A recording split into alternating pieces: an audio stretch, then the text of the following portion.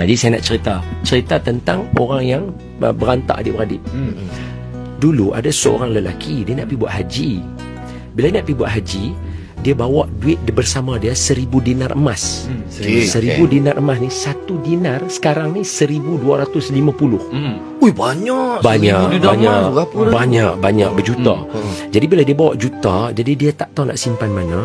Dia pergi rumah kawan baik dia yang daripada dulu terkenal sebagai orang yang amanah, jujur, nikah baik lah. Dia pergi rumah kawan dia, Assalamualaikum. Waalaikumsalam. Sahabat lama, peluk. Aku nak pergi buat haji. Kawan dia kata, Masya Allah, tetamu Allah, apa yang aku boleh khidmat untuk kamu? Aku nak simpan set duit aku 1,000 dinar ni, boleh tak? Aku habis haji, aku ambil balik. Jadi simpanlah. Dia kata, engkau kenal aku daripada dulu, aku seorang yang amanah, aku akan jaga harta yang elok. Habis selesai kerja haji, dia main rumah tu. Mana lebih kurang dalam seminggu lalu tu dia patah balik. Dia bagi salam, Assalamualaikum. Kali ni yang jawab salam adalah anak dia. Bapak mana? Pakcik masuk dulu, mai kami cerita. Masuk budak tu apa? Pakcik, bapak meninggal dunia dah. Allahu Akbar. Sekarang duit nak cari tak mana? Jadi dia teringat tu duit dia. Jadi dia kata, ini pakcik nak tanya, ada tak bapak cakap nama pakcik ataupun barang pakcik yang bapak simpan? Pakcik, bapak meninggal terkejut, kami pun tak tahu. Tak ada benda apa dia pesan kat kami. Dia patah balik ke Mekah. Dia pergi jumpa ulama. Ulama kata macam ni, malam ni, tengah malam, pergi ke Telaga Zamzam. Sebutkan nama kawan kamu. Kalau dia ahli syurga, dia akan jawab panggilan kamu. Hadis Nabi sebut Telaga Zamzam ni pintu, orang kata salah satu daripada pintu-pintu syurga. Jadi dia panggil nama kawan dia sekali, 2 kali, 3 kali, tak jawab. Esok dia jumpa balik ulama tu, bagi tahu. Ulama tu kata apa? Inna lillahi wa inna ilaihi raji'un. Kawan kamu dalam neraka sekarang ni. Dia terkejut. Dia kata, apa kawan aku buat dengan duit aku ni? Terus ulama tu kata, pergi ke Yaman. Di Yaman ada satu telaga. Telaga tu sampai sekarang, tempat tu sampai sekarang menyeramkan. Kalau tanya penduduk Yaman, dia faham akan dengar, sometimes akan dengar suara orang menjerit. Sebab apa? Kata Nabi, itu adalah salah satu pintu neraka. Nama tempat tu apa? Telaga Barahut. Dia pergi kat sana, dia panggil nama kawan dia sekali. Kawan dia jawab.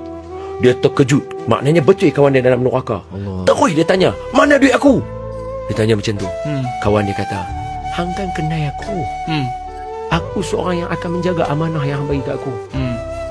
Duit hang aku tanam di sekian-sekian tempat dekat pokok rumah aku macam ni.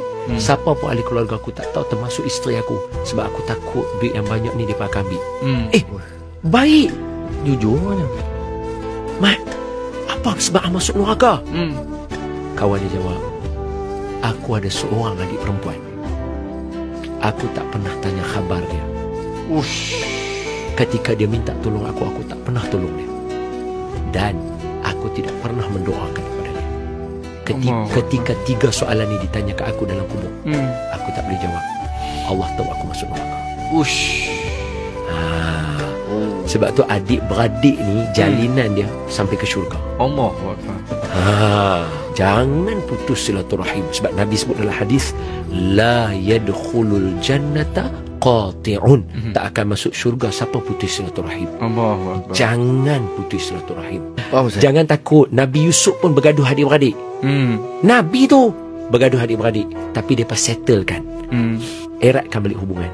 InsyaAllah, jangan takut. Keluarga ni macam itulah, cari-cari bulu ayam, lama-lama sambung. Biasa. Jangan ambil hati sangat. Sebab kakak kita tak tahu dia lalu macam mana. Adik kita tak tahu dia lalu macam mana. Saya pun sedih juga. Betul banyak saya. Janganlah mula. Kita punya adik-beradik kita kan. Saya ada adik juga. Betul. Kita tak tahu dia pas sahur, dia pas makan tak semalam. Tak tanya. Dia pas buka puasa, dia pas makan apa. Kita semua makan lagi. So adik-beradik ni kok mana pun dia akan bawa ke syurga. Sebab tu ada surah Tur. Dan orang-orang yang beriman dan ahli keluarga dia semua ikut beriman sama-sama, Allah akan himpunkan mereka dalam syurga sama-sama. Nampak? Adik-beradik mesti bawa sampai ke syurga. Faham? So selamat lah. Okay.